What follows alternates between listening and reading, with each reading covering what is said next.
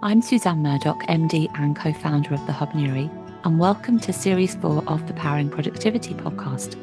Each episode, I explore the stories and insights of SME co-working and flexible workspace operators from around the globe, focusing particularly on regional and neighbourhood spaces and the communities that they drive forward. I chat around the inclusivity, genuine connections, clarity and purpose, and positive impacts that they bring. So let's get started.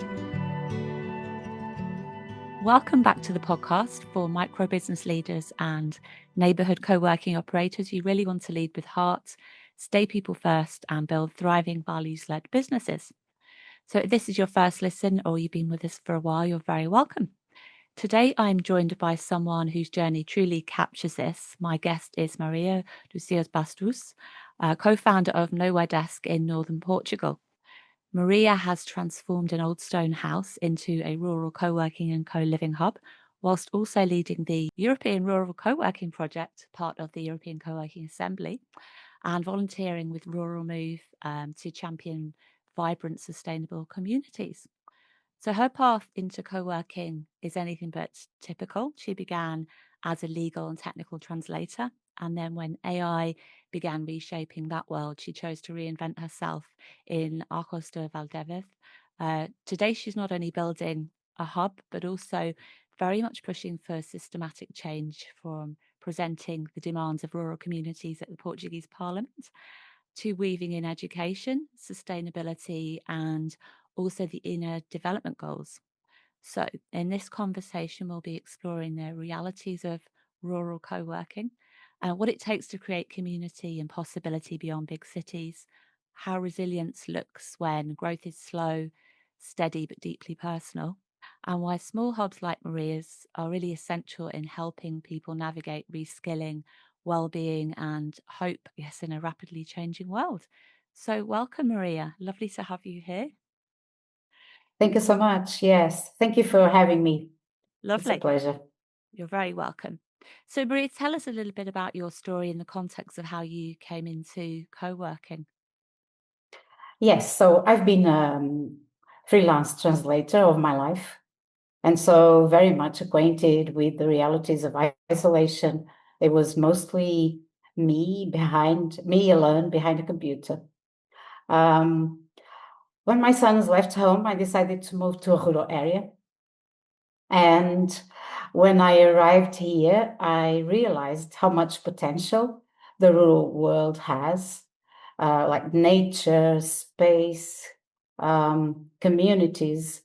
And then I also realized how disconnected we all are from the world, from the natural world, from animals, from farming, from growing food. And I guess it only happens if you live in the place and you feel the reality. I also realized how hard life can be for farmers, how the many difficulties of rural areas, like depopulation, population aging, and the isolation also. That was a different type of isolation, but also a common topic, particularly in Portugal and in northern Portugal, where many families have immigrant sons in other countries. And so they're detached from their families and all the rest of it. So a lot of disconnection. And I could see that the rural world is a great opportunity to go back to basics, to learn skills that we lost through generations, and going back to that. So as it is really difficult to find a place, and building a co-working and co-living requires real estate, and it's really heavy, it's expensive. It took me a long time to find this property. Meanwhile, I started to go around, meet people, and so there was a lot of organic, very spontaneous and happy just networking, finding out and reading about rural co-working and co-living, reading about and talking to people about rural development and regeneration. And so I came across Rural Move, and I became a volunteer, and I joined a group of young people and not so young people doing a lot of interesting things, like going to the parliament to speak to policymakers about the rural world and the importance of the rural world today. And so in the middle of all this, I came across, not only Rural Move, but the European Rural Co-working Project, and Janine, that I met at a conference from the European Co-working Assembly. And so I volunteered to help and started speaking to them. And then, before I knew it, I became co-leader of the European Rural Co-working Project. And all these communities that I met, some more formal than others, um, have been a great help, because you share your knowledge, you collaborate, you also meet people who energize you, who give you inspiration, new ideas. And so these are essential things when you're running a project like this on my own. And this has been a long journey. And meanwhile, my concept of rural co-working and co-living has evolved into a hub where I also want to organize events that contribute to sustainability. And so I also came across the Inner Development Goals, which are deeply connected with the Sustainable Development Goals. And so it's an inner journey towards the collective. And that's what I think it is, basically. And so is co-working and co-living. Yeah, I love And that. I so love there's that concept. yes, there's a lot to learn, and it's a concept in constant evolution. And then when you start, then you realize how disconnected, when I came here, I also realized how disconnected I was from nature. We lost this relation. And so I think rural co-working is really special in the sense that it gives you this connection back, and it contributes to well-being, and it makes you want to do something about the world, because you don't want to lose this. If we lose this, we're doomed. Had you been involved? Oh, sorry, Maria. Had you been involved in co-working prior to moving to that area? No, not really. I knew it existed. I had been to one in Porto, and that was it. I didn't know that much about co-working. This is also a long journey long learning journey about what co-working is and means. And I think it's an amazing concept that can really contribute, particularly in rural areas, but also in the cities. We need people to get together, and it can be through co-working and co-living that we can get together, and get together with the local communities as well. They are essential. And So which way round? Tell me which way round. You talk a lot about when you moved to that area and you were starting out, finding your feet. You grew a community. You connected and engaged with lots of different people, lots of different organizations. Which comes first? Was it building that community for yourself through others, or was it the idea of the business, if you like, the whole co-living, co-working concept? what came first to me was the idea of business.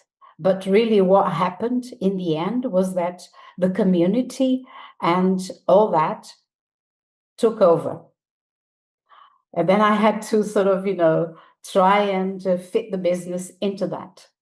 And that's what I've been doing, because the concept has evolved into a learning hub. And so, yes, then you adapt the business to the changes in your concepts and ideas about the world. So you start with the business, but it's not the business really. And I guess It's the other part. through the whole community building side of things, you're almost beta testing your business idea as well by talking to people who are either doing it or would be part and parcel of what you're trying to do. Would it work? Is it going to meet their challenges? Is it the right audience, for example? Which I guess works into not just co-working, but all sorts of micro business ideas. Definitely. If you go out and speak to people about your ideas, you share without being afraid of, I want to keep this idea to myself, which is not no good. It doesn't take you anywhere. So if you share your ideas, you will end up learning a lot more. And also, it's a way of testing. So I also did entrepreneurship programs, and I was part of workshops for business where I had to pitch my project and where I tested these things.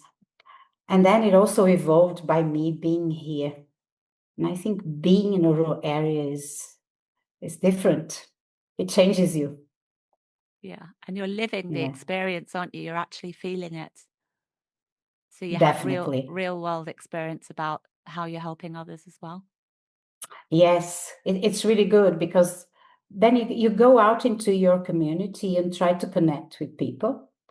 And of course, rural areas are very traditional, very conventional, and particularly people my generation and older don't necessarily react well at first to first. There's this, woman who bought a big house. What is she doing here on her own?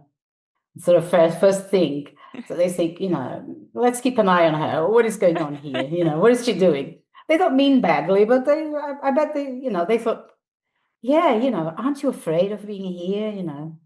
And things like that. And also, it's a woman. So, yes. And then, of course, co-working and co-living are not realities that local people know that well or know at all.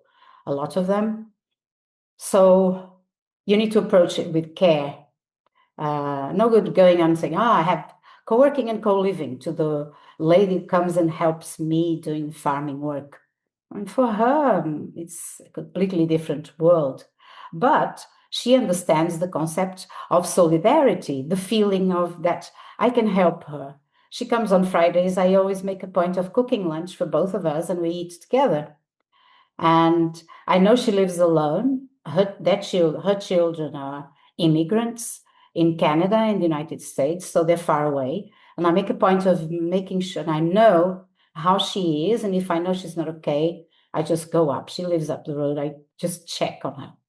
So even though people don't know all these concepts, they feel it, they live it, and connection is important.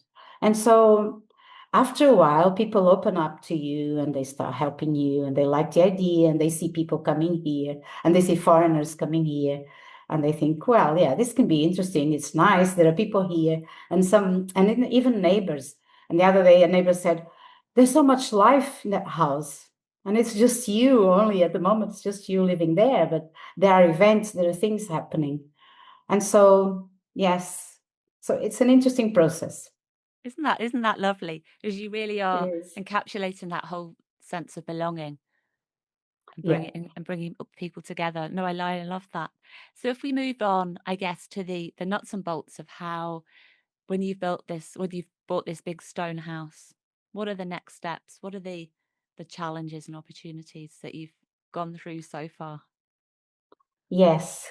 Yeah, it's been quite a challenge because when you go into these projects and ideas, when you buy a house, then you don't really realize, or I didn't, and probably a lot of people don't, how much work you need to do. Not that it was falling to pieces and it needed a lot of renovation, but it needed some renovation, electrical systems, old systems. And also, you don't realize how much paperwork and how long it's going to take. So, it definitely is an exercise in patience and resilience, which is so an acceptance also of some rhythms. And you think, God, this is so annoying. Why does it take so long? But then if you can't, you go and check and try and find out why it's taking so long. And people tell you, oh, I'm really sorry. The other day, someone told me, oh, it's the law. It's 60 weekdays.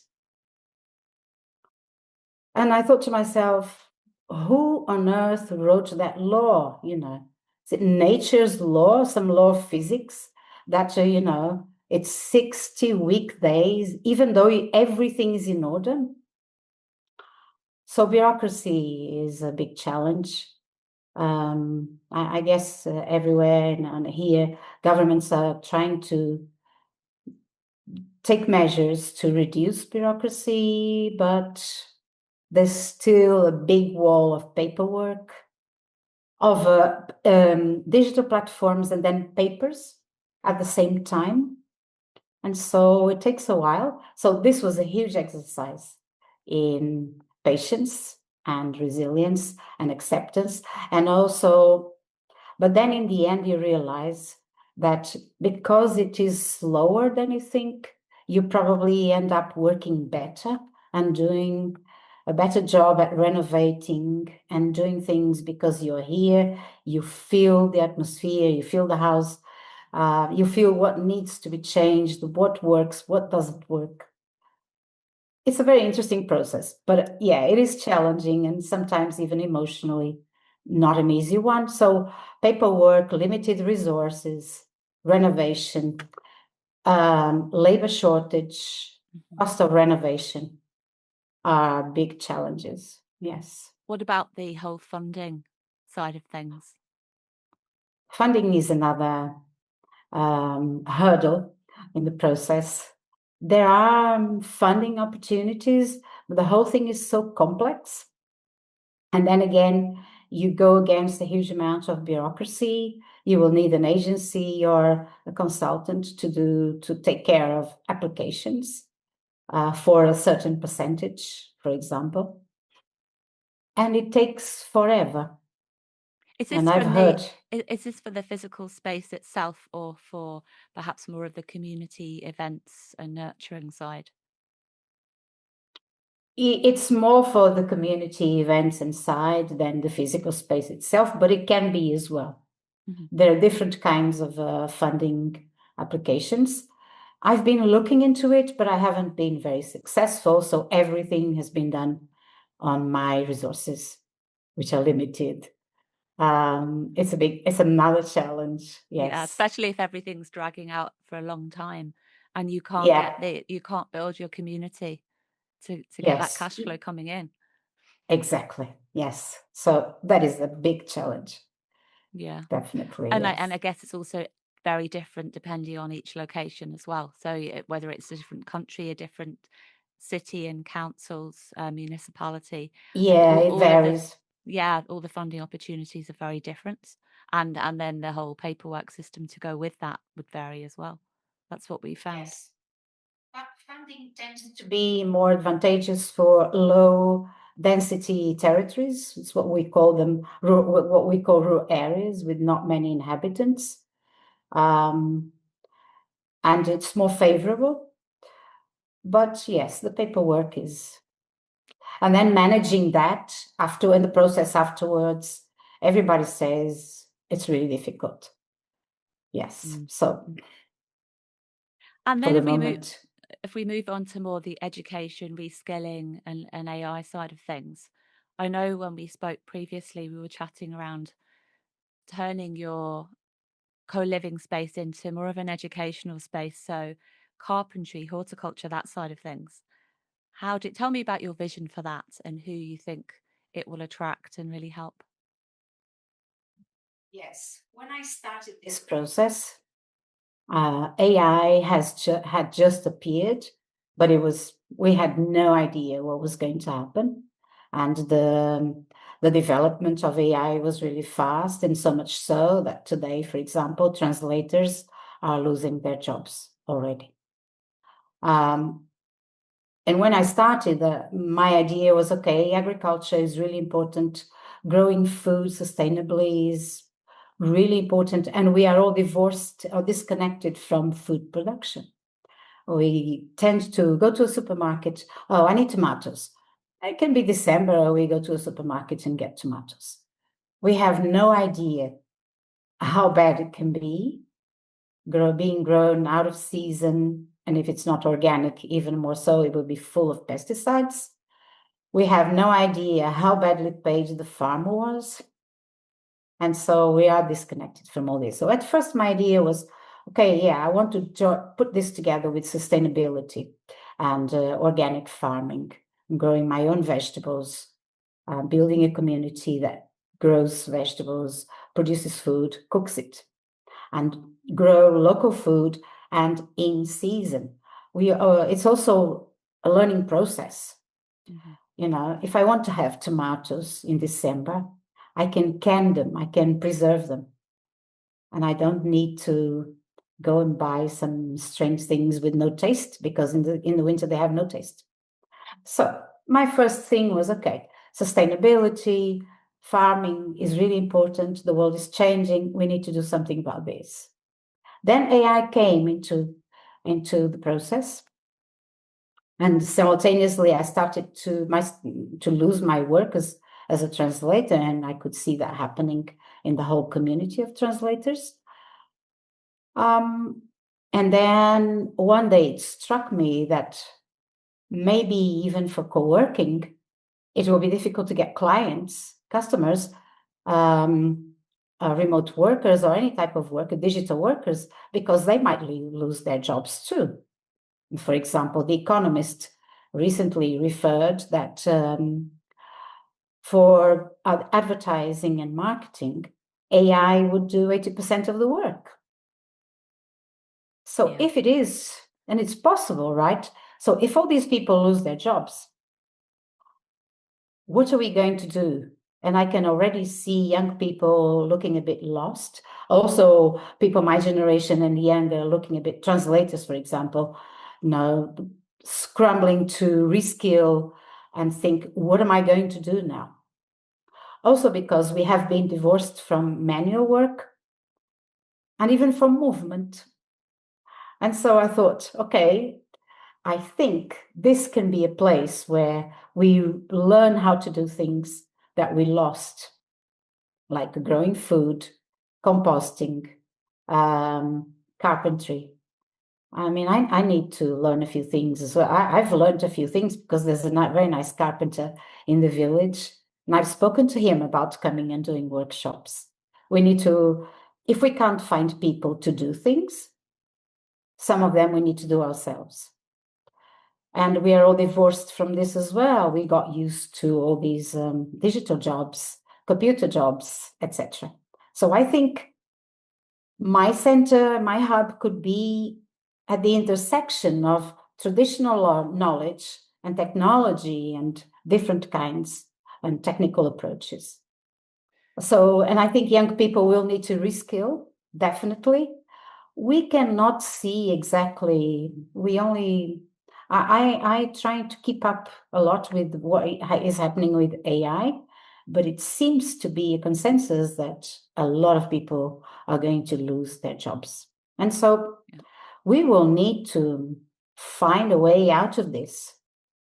And it can be dramatic, really. And it's moving so fast, isn't it?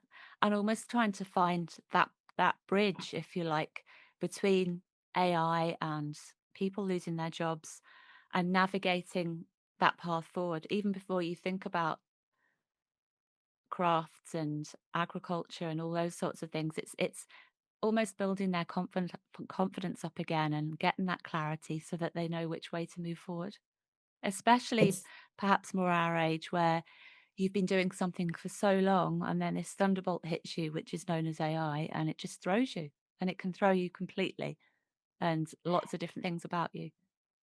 Yes. So it is a very emotional process. And so I think that also inner development goals can help you there, because they are a set of tools. It's a framework that can help you um, go within, um, become aware of what is going on, also with yourself, and try and find balance and skills that help you deal with the complexity of the world today and the how fast things are changing. And that can be very challenging mentally and emotionally. So you need tools, you need to reflect about it without losing your positivity, because it's not so easy, right? Yeah. And so I think being in nature, for example, when I read about, I don't listen to news anymore, but when I read about what is going on in the world, and I still do because I don't want to be an outsider, complete.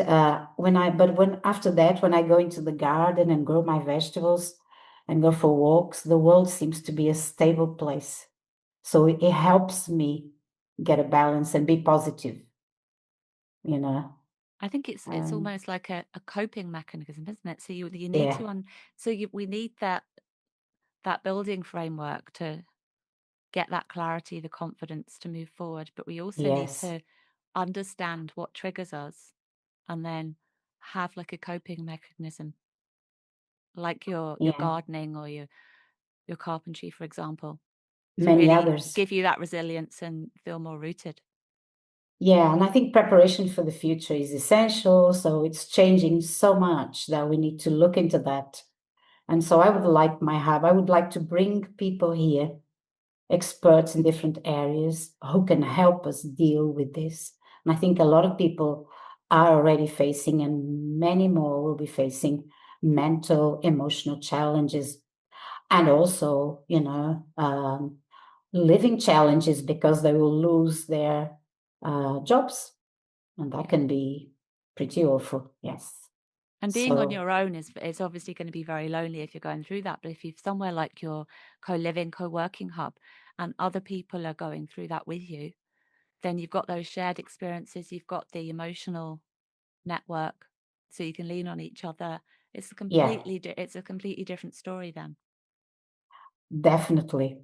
So, community is very important. Community, belonging, support, amazing, essential tools for well-being and for facing the future challenges. I And really, diversity as well, and the outreach as well. yes, Mm. yes, definitely.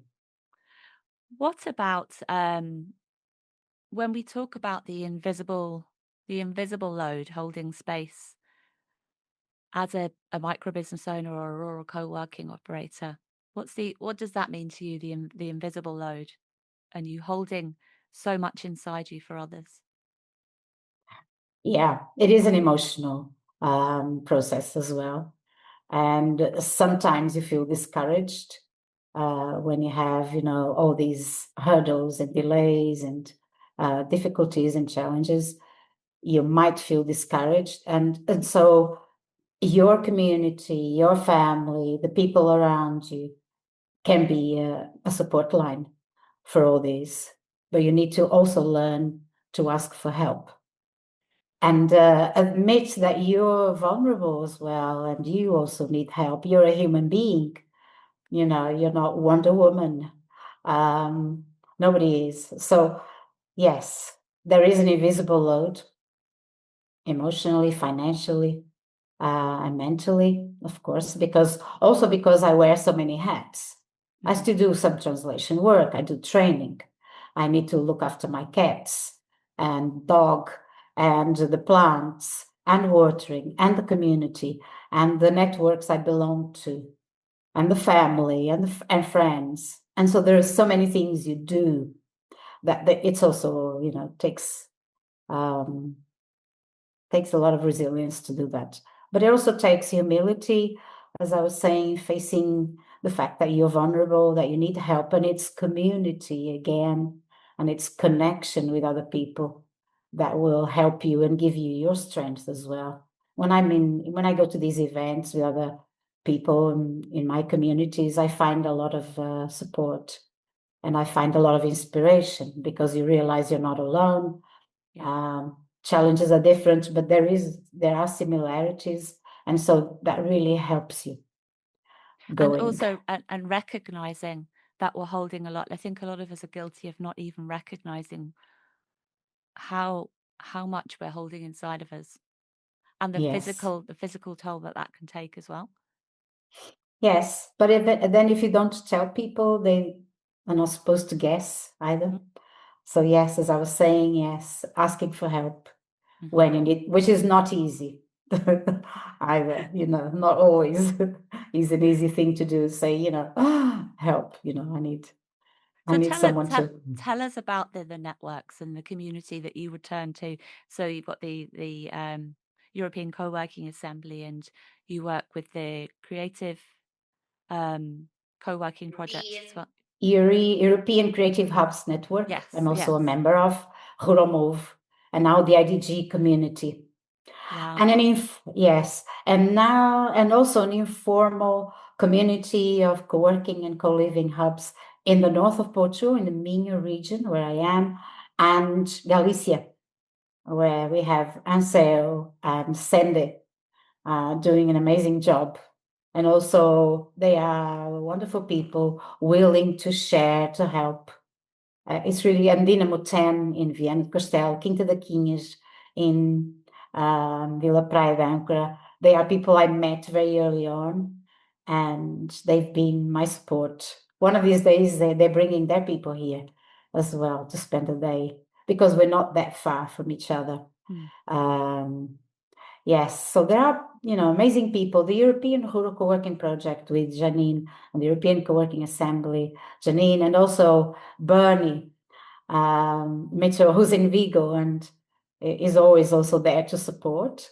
He's not far from you, is he? He's not that far from me. He's about 60 kilometers away from me. So he's been here twice with his family, and it's been great. It's really nice. So these are really important.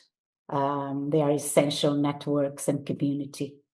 And I love the fact that I belong to these communities. They also help me deal with complexities. They also help me with learning by sharing and collaborating. It is amazing to work like this, I think. Tell us a little bit about some of the standout projects that they've been doing or are currently doing. You mean these different organizations? Yeah. Yeah, at the European Rural Co-working Project, we've been working on building the community, and so we have monthly meetings with the different community and rural co-working space owners. And so it's a great place for us to share our challenges and our difficulties and to collaborate in many ways. And I want to keep that going because it builds community. And when we speak to each other, we help each other, and it's really good. We want to develop other activities, and we're thinking of organizing an in-person event, even if it is small, to talk about rural co-working and co-living. Because it's also important to get together in person sometimes, not only digitally. The European Creative Hubs Network is a network of creative hubs in Europe, which also includes rural hubs. It's a great organization that also does some research on all these topics and helps creative hubs. They have people who can even help you with application to funding. And they organize yearly events in several locations where you can meet communities and really see what is happening and see all kinds of directions people are going, like co-working with people in textile, looking at upcycling and downcycling of textiles. And this is so important. Yes, it is so important. One of the things I want to do here is a swap fair. I'm going to organize one in October. And I want to have someone here who's talking to us and showing us how you can upcycle and downcycle cloth, clothes, all kinds, because yes, you go to these swap fairs and you find a lot of clothes, so many clothes, too many. I've stopped buying clothes for a long time, and we need to stop it. There are clothes all over the world. And so if we talk to people about this and show them how we can upcycle and downcycle, I mean, even turning something into a rug to clean the floor or something, or to do the washing, I don't know, something, it helps, because instead of throwing it away and then you don't even know where it's going to end, probably not in a very good place. Before we do that, if we learn that we can reduce what we buy and then change And then again, it's manual work. It's knowing a bit about sewing and Yeah. changing things. So that is an But there's so, important. so many processes to that and so many people that could be involved. I was watching something Yes. recently and they were talking about upcycling clothes and costumes and how that dovetailed with horticulture, people who are very into that, and how they can grow the natural plants to dye the Yes, different exactly. clothing and repurpose it that way. Yeah, now beetroot is the obvious one, the first one thinks about. But Yeah. yes, so it can all be done. And also the same with furniture, the same with computer equipment. So we need to change this consumerism. We definitely need to buy less and And to swapping. recycle, reuse. Swapping Yeah. is really interesting. Swap fairs are fairs where you can take the things in good condition, of course, the things you don't want or don't use or don't wear anymore. You can leave them there. You could take, we usually ask people to, for example, bring 10 pieces, take 9 and leave one for charity. Oh, that's lovely. So that's a good idea. Yeah. Together with that, you can have, a repair cafe, upcycling and downcycling for clothes, carpentry, fixing chairs that you feel like throwing away, because we got used to this idea of, okay, it doesn't work, throw away, buy another one. We need to stop it completely. It's not sustainable and Yeah, it's and the cheaper. swapping services, and somebody helps fix something and another might make them something, that sort of thing. Yeah. A skill swapping. Skill swapping as well. We can do a lot of that. And so we need to look into that. I'm always on the lookout for new ideas, speaking to communities. In the north of Portugal, I'm also very lucky because there is a big community of foreigners who are coming here, some young, others not so young, who are looking into farming, recycling, living naturally. And it's really interesting. And I've been meeting all these people. And there's a group on Telegram with over 300 people. Wow. So mostly they're not all foreigners, but there are people who moved into this area like me. I moved from, south of Porto to here, and lots and lots of foreigners as well. People are attracted to how green this area is and such lovely countryside with a lot of water. And so we've got an interesting phenomenon going on of foreigners coming and living here and dedicating themselves to a completely different style of living, to a more sustainable lifestyle. It's I very interesting what is happening. I feel that that's actually happening in several countries' locations at the moment, that there's a collective of younger people who are very much interested in bringing that whole heritage piece back to life again and getting involved in that. Yeah. So, yes, that's another community. Ruromove is a very interesting Portuguese non-profit organization that has been dedicated itself to rural regeneration and development. And so there's a very interesting group of people working in different areas. As I was saying, even going to Portuguese Parliament to speak to policymakers. The coordinator of Ruromove is even a researcher. Actually, we wrote an article together, which will be published one of these days, about rural experiences, which is something that Ruromove organizes to take young people, digital workers, remote workers, and digital nomads to experience life in a rural area. And this is mostly done with the support of the municipalities. So there's an agreement with the municipality. We take a group of 10, 12 people there, and we spend a week working remotely and getting to know interesting projects that people are doing locally, speaking to local people. And then suddenly you realize, yeah, there are these people coming who work with computers. But they like the idea that the village has become lively and there are these young people going around, and it's really good. And so we've been organizing that. We've already organized 3 such events with the help of municipalities. And so Ruromove has been working to regenerate rural areas. It is applying for funding as well. It's an army of volunteers, like many other organizations. We've been living from project to project because it's the nature of funding for these kind of organizations, right? You go from project to project, which is not ideal. I think it's also time for policymakers, politicians, and people to realize that organizations that sustain, that contribute to rural regeneration are really important and need to be supported. It doesn't always have to be with money, but it needs, and the same applies to rural co-working and co-living. They can be essential for rural development. And so we need to change, we need to speak to policymakers, to politicians, to government about this. And it's not about tourism, it's about regenerating local areas, bringing people into rural areas, bringing development and activity in a different dynamic.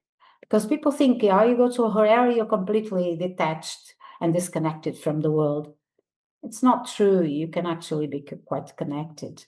And so if you take people there, they realize that after all, community exists, there's a community and you can be part of that. And you then yourself also need to work on community building. It's up to each one of us, right, to do that. Well, that's a lovely message of I hope, I guess, to finish on. Yeah. If people are interested in getting involved in any of these projects, how do they go about that, Maria? People can find for the European Rural Co-working Project through the website of the European Co-working Assembly. You can find the page for the European Rural Co-working Project, and you can register your rural co-working space with us and take part in our monthly meetings and talk to us and ask for support anytime. The Ruromove is the same. There is a website. You can register to be. You can even be a community manager. For example, I'm a Ruromove community manager for Arcos de Valdevez. So if anyone is interested in moving here, I can help them with finding schools, telling them where things are. How do you get to the health center? How do you register? What is the school situation here? Because of course, young people need schools as well for children. And it's not exactly chicken and egg situation. Yeah. If you don't have schools and health facilities, you don't want to move to a rural area, particularly if you want to build a family. And so even up here, there are municipalities looking into reopening some schools, which they closed almost everywhere because of depopulation. Okay. Portugal is losing population, badly. The birth rate is very low. Plus, the fact that a lot of people went away, immigrated from Portugal due to the financial conditions. And so, yes, but there are municipalities looking into reopening and thinking about models of changing, bringing primary school back into the equation. Otherwise, people won't move. And as I was saying, it's not chicken and egg. And if it doesn't exist, people won't come. True. And then we can think about hybrid models of education. And it is happening. You think nothing happens in rural areas, but the other day I went to an event organized by the local community together with the Polytechnic. And it's a project by Dynamo 10. And we had a day up in the mountains talking about education and rural areas. And it was amazing to see that there are people considering these hybrid models of education whereby children can stay with a group of parents. They organize themselves and they can stay some days with them and then other days go to school. Wow. And that's really interesting. And parents who are capable of doing that and can organize themselves into informal communities for schooling. And that is amazing. I thought that was incredible. And that is an opportunity for young people to go. And the municipality was thinking of reopening part of the school to accommodate this. And I think it's really good also because the fact that, for example, here in Portugal, they closed primary schools. And I understand that they had to. There were hardly any children. But the ones that remained are taken away from village life every single day because they leave in the morning. There's transportation to the village, to the town. They leave in the morning and they come back in the evening. So they are taken away from village life and from working in the land, not working, but being in the land, seeing how people work the land, living a rural life. And they get detached from that. I think that is really interesting. And I was so interested in these hybrid models of education that can help contribute to solving the problem of lack of schools in rural areas. But also bring a lot of diversity and diverse Yes. cultures and experiences to children Yes. and then replicate that throughout families as well. And we love that. So we'll put all of those details about the meetups and projects in the show notes, Maria. We've come to the end of our time. So thank you so much for sharing your stories and everything that's happening with you. It's very exciting. There's definitely hope. I think what shines through for me was very much that rural co-working, it's not a side note, it has a big part in the future of work. And I think rural co-working is very central to the future of work. It's rooted, it's resilient, it offers a lot of hope, community and sustainability. And I think the bigger city, more branded hubs can learn a lot from that. And I guess twin in terms of experience and stories to help each other out there. I guess for our listeners, if you're running a small hub or a micro business and sometimes feel like you're carrying too much, I hope this conversation reminded you that you're not alone. And rural and neighborhood spaces might look very small on the outside, but they're full of possibility, creativity, and hope. So if you're looking for more gentle starting point, I've created a free resource, The Quiet Reset, 7 Signs That You're Carrying Too Much. It's very much designed for micro business leaders and neighborhood operators. So I'll put that in the show notes. Thank you for joining us on the podcast. If you enjoyed this episode, please do subscribe, share it with your community, and leave us a review. It really does help spread the word. And until next time, keep leading with clarity, care, and heart. Thank you. Don't forget that all the episodes and links are out there on our website, thehubnewry.com. While you're there, you can stay tuned in with what we're up to by joining our newsletter and subscribing to Powering Productivity on YouTube and wherever you get your podcasts. Thanks again for being here. Powering Productivity is presented by me, Suzanne Murdoch, and produced by Emily Crosby Media.